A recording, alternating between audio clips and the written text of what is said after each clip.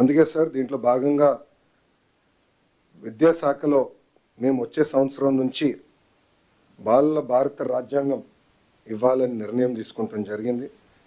దీంట్లో కాన్స్టిట్యూషన్లో ఉన్న అన్ని కాన్సెప్ట్స్ని సింప్లిఫై చేసి ఒక పిక్టోరియల్ ఫార్మాట్లో పిల్లలకి ఏజ్ అప్రోప్రియేట్కి ప్రధానంగా ప్రియాంబల్ అందిస్తూ ఫండమెంటల్ రైట్స్ ఏంటి, డ్యూటీ, స్ట్రక్చర్స్ ఆఫ్ గవర్నెన్స్ ఏంటి అనేది క్లియర్గా అందించాలని నిర్ణయం తీసుకున్నారు సార్. దాంట్లో భాగంగా భారతదేశానికి స్వాతంత్రం వచ్చిన కారకులైన మహాత్మా గాంధీ గారు, అంబేద్కర్ గారు, నెహ్రూ గారి గురించి కూడా దీంట్లో చాలా చెప్పాలని నిర్ణయించుకున్నాం. అంతేకాకుండా సివిక్ అవేర్నెస్ అనేది చాలా చాలా అవసరం. ఒక మాటలో చెప్పాలంటే చదువు పైన బాగా శ్రద్ధ పెడుతున్నాం, మార్కుల మీద పెట్టిన శ్రద్ధ, రెస్పాన్సిబిలిటీ, సివిక్ అవేర్నెస్ మీద మనం పట్టలేకపోతున్నాం.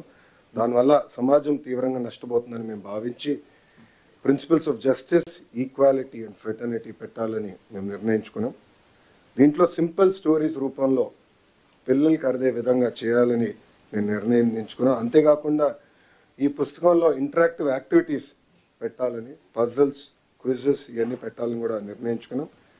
అంతేకాకుండా రోల్ మోడల్స్ మన గాంధీ గారు కానివ్వండి, అంబేద్కర్ గారు కానివ్వండి, నెహ్రూ గారు కానివ్వండి, సర్దార్ పటేల్ గారు కానివ్వండి, మౌలానా ఆజాద్ గారు కానివ్వండి, సర్వేపల్లి రాధాకృష్ణ గారు కానివ్వండి, వాళ్ళ గురించి రోల్ మోడల్ సింపుల్ ప్రొఫైల్స్ కూడా ఏర్పాటు చేయాలని నిర్ణయించుకున్నాం సార్. దాంట్లో భాగంగా ఒక కమిటీ వేయాలని నిర్ణయించుకున్నాం. కాన్స్టిట్యూషనల్ లీగల్ ఎక్స్పర్ట్స్ ఒక పక్కన, ఎడ్యుకేటర్స్ ఇంకో పక్కన, children literature authors, illustrators, visual designers, social scientist, civic educators, policy makers, ప్రజాప్రతినిధులు, చైల్డ్ రైట్ ఆర్గనైజేషన్స్.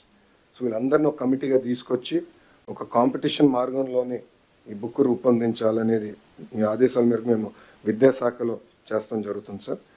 ఇది వచ్చే సంవత్సరం నుంచి పిల్లలందరికీ అందించాలని నిర్ణయం తీసుకున్నాం. ఇది స్కూల్ కరికులంలో ఇంటిగ్రేట్ చేస్తూ టీచర్కి అవసరమైన ట్రైనింగ్ కూడా అందించి పెద్ద ఎత్తున వైడ్ డిస్ట్రిబ్యూషన్ కూడా చేద్దామని సార్. పబ్లిక్ లైబ్రరీస్ కూడా పిల్లలకి, పెద్దవాళ్ళు కూడా అందుబాటు తీసుకొచ్చే విధంగా చేస్తామని సభాముఖంగా తెలుపుకుంటూ